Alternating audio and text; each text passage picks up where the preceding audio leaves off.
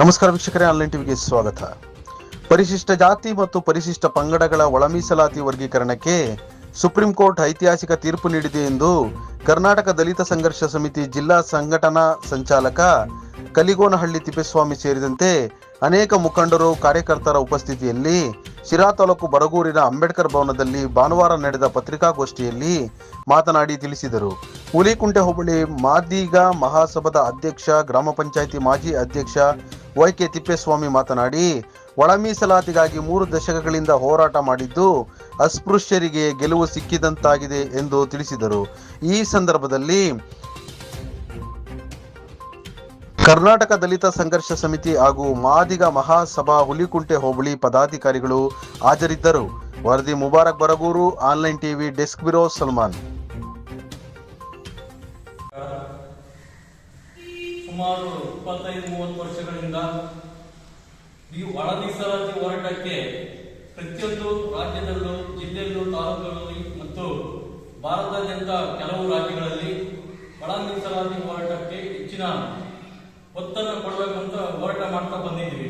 ಆದರೆ ಇಂದು ನಮ್ಮ supreme court ತೀರ್ಪು ಏನ್ ಕೊಟ್ಟಿದ್ದಪ್ಪ ಅಂದ್ರೆ, SC/ST ಜನಾಂಗದವರು ತುಳಿತಕ್ಕೆ ಒಳಗಾದವರಿಗೆ ನ್ಯಾಯವನ್ನು, ಸಾಮಾಜಿಕ ನ್ಯಾಯವನ್ನು ದೊರಕಿಸಿಕೊಡಬೇಕಂತ ನ್ಯಾಯಮೂರ್ತಿಗಳಾದಂತಹ ಚೂಡಾಮಣಿ ಸಾರ್ ಅವರು ಹಾಗೂ ಅವರ ವಿಭಾಗೀಯ ಪೀಠ ಏನಿವತ್ತು ಸುಪ್ರೀಂ ಅಂತಿಮ ತೀರ್ಪು ಕೊಟ್ಟಿದೆ.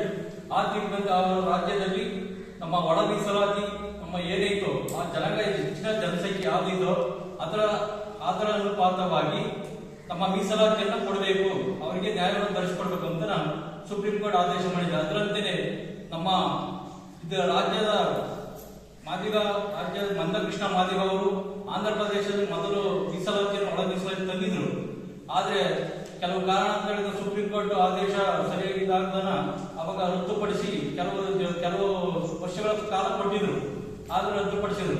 ಅದರಂತೆಯೇ ಈಗ ನಮ್ಮ ಎಲ್ಲ ಕರ್ನಾಟಕ, ಪಂಜಾಬ್ ಆಗಲಿ ಎಲ್ಲಾ ಕಡೆ, ಹರಿಯಾಣ ಎಲ್ಲಾ ದೇಶ ರಾಜ್ಯಗಳಲ್ಲಿ ಒಳ ಮೀಸಲಾತಿ ಕೊಡಬೇಕು ಆ ಜನಸಂಖ್ಯೆ ಅಂತ ನಮ್ಮ ಕರ್ನಾಟಕದ ಸಮೇತನ ಪಾವಡ ಶ್ರೀರಾಮ್ ಅವರು ಮಾದಿಗ ರಾಜ್ಯಾಧ್ಯಕ್ಷರಾಗಿದ್ದಾರೆ.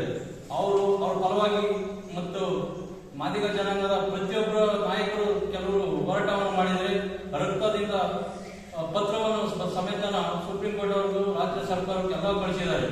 ಅಂತಿಮವಾಗಿ ನಮ್ಮ ಕರ್ನಾಟಕ ಸರ್ಕಾರವು ಶ್ರೀ ಮುಖ್ಯಮಂತ್ರಿಗಳಾದ ಶ್ರೀ ಸಿದ್ದರಾಮಯ್ಯನವರು ಸಹ ಈ ಒಂದು ತೀರ್ಪನ್ನು ಸ್ವೀಕರಿಸಿ ನಮ್ಮ ಮಾದಿಗ ಸಮುದಾಯಕ್ಕೆ ನ್ಯಾಯವನ್ನು ದೊರಕಿಸಬೇಕು ಮತ್ತು ಇತರೆ ಯಾವುದೇ ಅಸ್ಪೃಶ್ಯತಾ ಜನಾಂಗ ದುರ್ದರ್ತಕ್ಕಂಥ ಯಾವುದೇ ಜನಾಂಗ ಆಗಿರಲಿ ಅವ್ರಿಗೆ ಅವರ ಜನಸಂಖ್ಯೆಯ ಪರವಾಗಿ ಅವ್ರಿಗೆ ಮೀಸಲಾತಿ ಏನ್ ಬರಬೇಕು, ಜನಸಂಖ್ಯೆ ಅವ್ರು ಕೊಟ್ಟೆ ಕೊಡ್ಬೇಕು ಅಂತ ಈ ಸಂದರ್ಭದಲ್ಲಿ ಕೇಳ್ಕೊಳ್ತಾ ನಮ್ಮ ಒಂದು ತೀರ್ಪಿಗೆ ನಾವೆಲ್ಲರೂ ಚಿರಋಣಿಯಾಗಿದ್ದೀವಿ.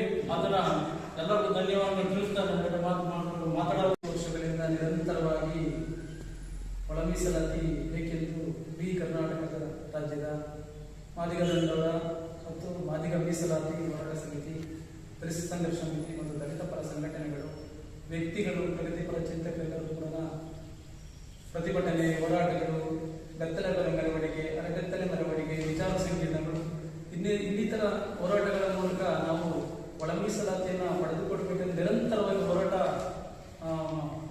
ಮಾಡುತ್ತಿದ್ದ ಸನ್ನಿವೇಶದಲ್ಲಿ ನಮಗೆ ಹಿನ್ನಡೆ ಉಂಟಾಗಿತ್ತು.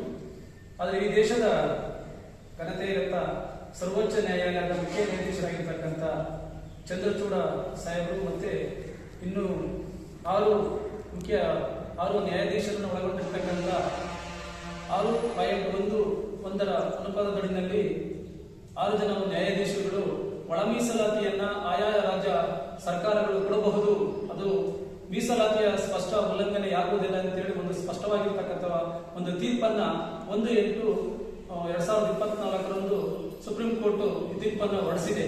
ಈ ತೀರ್ಪನ್ನ ಅತ್ಯಂತ ಹೃದಯಪೂರ್ವಕವಾಗಿ ನಾವು ಸ್ವಾಗತಿಸುತ್ತಾ ಮುಖ್ಯ ನ್ಯಾಯಾಧೀಶರಿಗೆ ಮತ್ತು ಸಹ ನ್ಯಾಯಾಧೀಶರಿಗೆ ನಾವು ಪ್ರಥಮವಾಗಿ ಹೃದಯಪೂರ್ವವಾಗಿರ್ತಕ್ಕಂಥ ಅಭಿನಂದನೆಗಳನ್ನು